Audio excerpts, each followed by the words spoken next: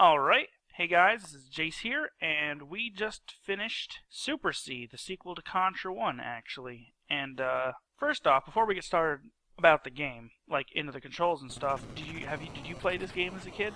Is there any stories or anything that you can kind of recall from playing this? No. No? Not at all? Nope. I played it. It was, a follow-up to a really good game, and that's all I can really say. I didn't really have, anything memorable about it. Did you even own it when you were a kid? Yeah. You did own the game? Yeah. I have a little bit of a story. The game, for me, the Konami Code is your best friend with these kind of games. And the Konami Code didn't give you as many lives as it did in the first one, which kind of sucks because the game's much harder than the first one. Yeah. There's a lot more stuff you have to avoid, projectiles everywhere. But the one thing that I remember the most in this game, and I'll put it up on the screen for everybody else to see, was the cover. I don't know if you remember the label or the cover that was on the game. Had that giant Zool-looking guy with the huge teeth and the clouds. Yes. Huge giant. That thing scared the crap out of me. I just seeing that, I'm just like, that's scary as shit. The first one just had like two guys that looked like Arnold Schwarzenegger and like Bruce Willis. yeah. Arnold Schwarzenegger, Bruce Willis. And it had some alien stuff in the back, but this one had these huge alien at the top and these huge teeth, and it was scary for my little brain. I'm just like, ugh. It was also a harder game, and I used to play it a lot, but I played the first one more, probably because it was easier for me to play as a kid. Yeah. Because back then it's just you run through and you plow through the level and shoot as much as you can. In this one, if you did that, you were not going to get very far. If you weren't paying attention to where the projectiles were coming from and stuff like that, it was a much overall harder game. Which I think, it's sad because the game's pretty good. The game is really well made and it's well done. I'd say it's probably better than the first one, but the first one was the first one. Yeah. And sequels weren't like, they were big, but like, they weren't like franchise following people that were like, oh, the new Contra game's coming out, not like the new Halo game's coming out or something. There wasn't the internet for coverage or anything. It was a kid's toy back then. It was just like video games. Just they weren't that big a deal. And I think that if it had coverage, this one would have, because they improved on almost everything. The animations were better. They were like in the running animation. It seemed to me like there were more animations in the running, but I could be wrong. But it looked like things were a lot smoother. So let's just get started. Eric, how were the controls? Were they easy to pick up and learn, or were they awkward or hard to get used to? It's same as usual. Yes. For the whole Nintendo style. You jump and you shoot. There was two buttons. Yeah. You didn't have to worry about nothing else. Exactly, and it played exactly the same as the first one. There was no changes. Gameplay-wise, there was, like, the guns did different things, but the controls were exactly the same. So if you are really actually curious about the controls, you can go back and watch Contra, the first review, the first co-op campaign we did, because it's the exact same thing. You shoot in all 8 directions. You can move and shoot. You can duck. They added the crouch. If you're going down an angle, you can crouch, and they'll do this weird crouch thing so they can shoot. Yeah, it's not laying them on the stomach. It's not like half their body's off of the ground if they went into the laying animation. They just crouched.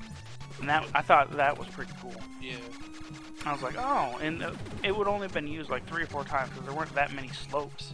But it was cool the fact that they thought about that. Well, there was the one whole level of sloping. Oh yeah, was it the alien area? Well, no, the 2, because remember you had like the rock. Oh, the one, like kind of like the waterfall level. Yeah, and then the alien, that one part of the alien going down. Oh yeah. But really, everything, the controls were perfect. I thought they were exactly what they needed to be. And for them to adapt that in to this one now for you was really nice. Yeah. They did a really good job. And like I said, I seriously think this game is better than the first one. I don't know why it didn't get more coverage. Maybe it did. Just in my household and everybody I talk to, it's just Contra 1. People don't usually talk about Super C. Mainly because the name was Super C. It wasn't Contra 2. Yeah, I know, right? Yeah. It was supposed to be Super Contra. Yeah, but they didn't even call it Super Contra. Yeah, I know. It was Super C. Maybe on the box art they did. I don't recall. I just remember that scary alien. The scary alien guy with the face. I just remember this Contra C. They have the C that stands for Contra. I don't know if it said Super Contra underneath it, but I don't know. Whatever. I can't recall. I'll check. And if there is, I'll put it up right now. Well, what do you know? I don't know. I can't see it. I'm pretending I am. Wow, look at all that stuff. It sure does say super something. Alright, moving on. So stupid. After getting used to the controls, how was the gameplay? Was it fun and entertaining? Or did it quickly become tedious and unenjoyable? Oh, it was fun. It was fun. It was entertaining to watch myself die, too. Yeah. That was the bad part. Oh my god, you had to watch so much stuff. There was a lot of stuff flying everywhere. And the gameplay was great. They improved upon the original one. The gunplay was different. They changed out the special levels to be over the head, running around looking down at your enemies. Kind of like Akari Warriors. I don't know if you've ever played that game before. That's an SNK title. That was a over the head thing, and you were moving around on the... Trust me, it played just like Akari Warriors. Actually, I'll probably do Akari Warriors at some point. Yeah. Because that's a co-op game too. Yeah, it's basically... I was telling you last time, basically how they did the PS2 version of Contra. When we come to Contra 3, you'll see that Contra 3's over-the-head stuff is exactly how the one you're talking about is. Because that one you control turning left and right with the trigger the bumpers, LR and L and R. I forget what they're just called L and R. Yeah. But that's how you control it. It was very tank type controls. But this was really fun. I enjoyed these more than I did that's not true. I enjoyed the special stages on Contra 1 as well. It was just different. Yeah. And it was fun. It was just as fun. And the game in general, just the gameplay of it, never got old. They were always throwing different kind of enemies at you. They had the generic normal ones that were almost every level. But they threw different enemies that weren't in the first one. We didn't have any of those guys on the turrets where we had to like inch forward and duck quick like we did in the first one. No, you had the ones that just popped up out of the ground that you didn't know were there. Yeah, that's true. They did do that, but they didn't shoot. To their credit, they didn't shoot you as quick as the guys in the turrets in the first one did, where they just popped on screen and just instantly shot at you. I know. We did come across something like that later, where the alien heads popped out of the ground and alien head was insane. it's like and just like two of the bullets just went flying really fast. It was crazy, and I can't believe. I don't know. I'm sure you can dodge it, but if you didn't know that was coming, you weren't gonna dodge it. Yeah. So gameplay wise, it was a step above the first one, and I almost wish I would have played that more as a kid, because it's more difficult, but I enjoyed it. Alright, speaking of gameplay, friendly fire. Oh. If no, would have the game benefited from it? If yes, would have the game been better without it? It had no friendly fire. No, yet again, no. Bad idea. It would have been a horrible idea to have friendly fire in a Contra game where you're on the same plane. But there kind of is in the fact that if you jump too far up, you can die. Your partner can get killed by the screen. Or also, depending on if you accidentally move too far forward and the person is too far behind you. Too far behind you, it'll kill them. It's not so much that it would kill you, but if the person was too far behind and you were moving forward, that person couldn't move forward anymore. It would stop you almost mid-screen. Yeah, I'm thinking that's what happened to me on the one level we were playing. I jumped forward on a rock and automatically died. I don't know. I have no clue. I just remember there's a couple times where I was running forward and you were so far behind, I was about to jump over an obstacle, but because you were so far behind, my character just kind of jumped in place and then I got hit by a bullet. I mean, there was a couple instances like that, and that's why it takes more. I think it takes a little bit more cooperation than the first one did. Yeah. You have to kind of really stick near each other and make sure the other one doesn't fall behind. Like if you were in a real war, you would want to make sure your teammates were with you. You wouldn't want to leave them behind. Yeah. Or have them go too far forward. Yeah. So, I mean, that was a good benefit, but it was also a hindrance. Like, I almost wish it would have let you go a little bit farther, not cut you off at, like, a half screen. Give you a little bit more than half screen. But other than that, friendly fire there was no friendly fire at all, which is good. I don't think it would have benefited at all from having it. Yet again, if there was, I didn't. We wouldn't even gotten off first level. One shot, done. Yeah, sorry. you're just done. Moving on, going on to my next question here. Now, having just played it, do you feel that the game should have been longer or shorter for any reason? Like the gameplay slowly becoming boring or tedious, or just you wanting to play more, wishing there's just more of the game? That one actually was a bit longer. It was a bit longer than the first one, yeah. So I mean, that one like kind of put it right at where it needed to be lengthwise. Yeah, I wish maybe it was one more level longer. Probably one more would have been, because I believe it took us maybe 26, 27 minutes to beat. And if you would have thrown in another level, it would have took you a nice solid half an hour. Yeah, there you go. And that would have been just like a perfect amount of time where it's like, I'm bored, you want to play Contra Super C? I got half an hour to kill. I think it was almost perfect. One more level could have benefited from it, I think, but when we move on to Contra 3, that game's pretty long. So you'll see stuff about Contra 3. So I think it was a perfect length. I don't think it became tedious at all. It's hard to become tedious when the gameplay's so fun. Yeah, and especially for the fact that like every level is different. You know, you can't always just think, oh, I'm gonna run straight forward, running a gun in it. No. Each level's different. Like some have you going up, some have you going on slopes, and then there's the over-the-head shots. And I talked with Joe about this. When you're swapping up your game types, it's hard for something to become tedious. Like, I'll give you an example. Turtles in Time. Most of the time you were just running forward and hitting stuff, but then you had sewer surfing, you were on the surfboards. Yeah. You had Neon Knight Riders.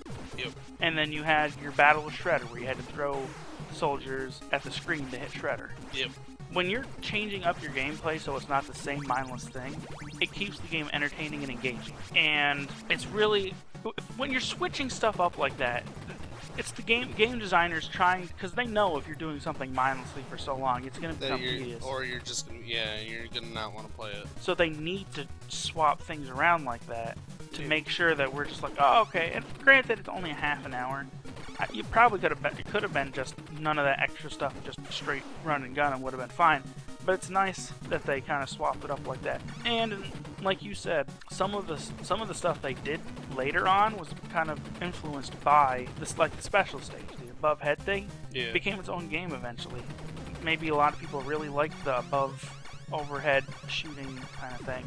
I'm just glad that it's something that game developers nowadays need to take a look at, because some have. I mean, not all, but some have. You just need to change your Yeah, where you change stuff up in and out every so often between levels. Yeah, and that's what bonus stages usually were in the older Nintendo games. When it's like you finished a level, it's like bonus stage for extra lives.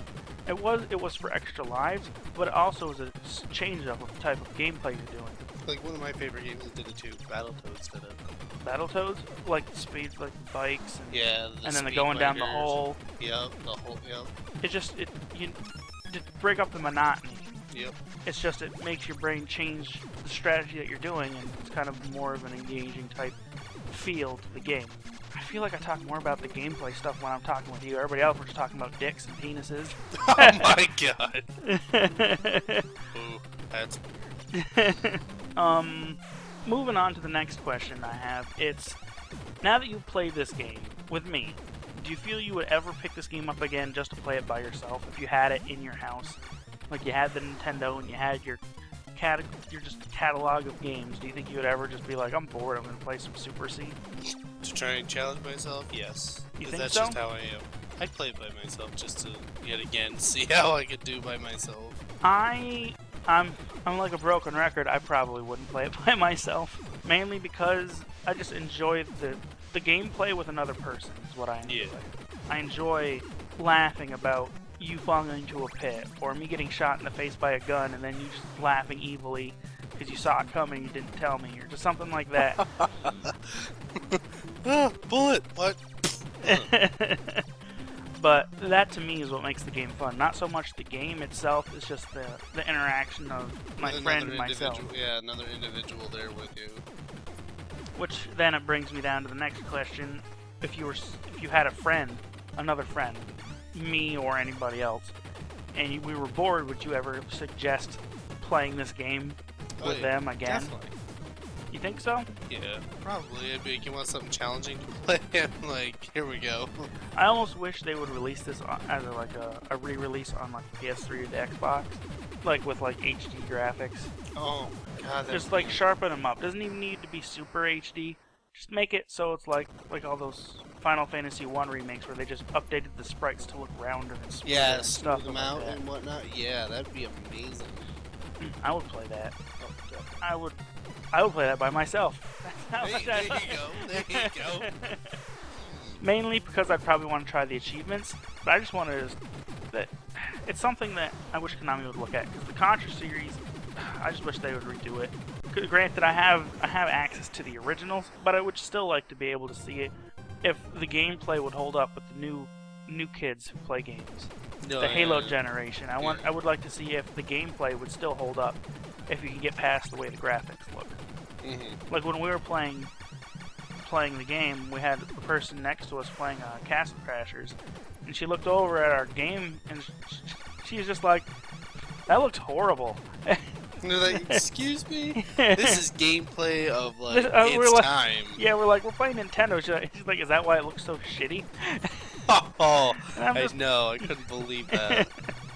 Oh, new people, new gamers. But yeah, I would if I had another person with me, I would play it again. I did with you. I mean, I just love playing with people, no matter the game, even if the game was shitty. And I'm gonna have to start getting into some shitty games, some shitty co-op games, because I feel like I have all this pent-up anger that I want to talk about really shitty ones. I know, right? We're playing all these awesome Bay-Base ones. kids. Oh god. I'm gonna grab, because that's a notoriously bad. Nostalgia Critic did it, and I don't know if Angry Video Game Nerd did it, but the reason Nostalgia Critic did was because the Angry Video Game Nerd wanted him to do it, and I might do it because I want to see how shitty it is. But the thing is, I have to find it. I have to find where I can buy it. I'm gonna check Rose's. She might have it. I don't know if it came out in Sega. I'll check around to see if I can find it. What system was it for? He did it on the Super Nintendo. I don't know if it was on the Sega Genesis. I'll check Rose's. But if I can find it, I want to do a bad one. There's some really, because there was the side-scroller beat 'em up boom of the early 90s. There a lot of really bad ones were made. They tried, trying to think that, oh well, this should do all right because. And then Ninja Turtles pulled it off. Why can't we? Why can't we do this and try and make some money off of? I wonder if Street Sharks ever had a video game. I don't know. I'll Wikipedia and see. I'll check Amazon or something, see if I can find a copy if there is. I just want to, because there's some. I know Gargoyle got a game, but I don't think it was co-op. But I need to find co-op games, really bad ones, and it's really hard for me to find a bad one because I just enjoy playing them with the person. I can tell when they're mediocre or bad, but I still have fun doing them. I know, right? Oh god, this game sucks, but having somebody else here makes it so much better. Oh yeah. Well, let's see here. Moving on, we're on to final thoughts. This can be about anything. It can be about the music. It can be if things were any funny moments during our gameplay, if you can remember them, or anything annoying from the game that you didn't like. If you can't think of it, let me just, while you think, I'll bring up, I enjoyed the music, but it wasn't Contra 1 music. That's where I think the second Super Seat kind of failed in the department of the music, where I feel that the first one's music was more memorable. It was still good, but I just don't think it was Contra good like the first one. Well, at least it wasn't Knights of the Round. Oh, Bad. Knights of the Round. Bah. Alright. Yeah, I don't even want to get back into Knights of the Round, man. That music was so generic. I remember you played it, you're like, see, this is the music to it. I'm like, wow, that's really shitty. Is there anything from this game that sticks out in your mind when we were playing? I don't know, kind of the one annoying thing is if you're firing and you've got an enemy fire at you as well as you ever say it, your shots would sometimes overshadow. You mean it would overlay over top of the enemy's bullet so you couldn't see it coming? Yeah, it would totally over... Especially with the laser. Yeah. Or even the spread shot, you could not see their fire coming in. So you're like, oh, I got them before I did, so I'm good. And then all of a sudden, There's sometimes where you're just like, how did I die? It's because bullets are masked. It's also the Nintendo has it's a method so you can have more sprites on the screen at once. It's where it flickers stuff. Yeah. Like a bullet would go, instead of it being solid, it would flicker really fast. Yeah. So you could get a lot of sprites on the screen with the Nintendo still being able to kind of handle that. Because if there wasn't a flicker, it would just slow down a ton. I mean, you still get slowdown, but it would be way worse if they didn't flicker the sprites and stuff.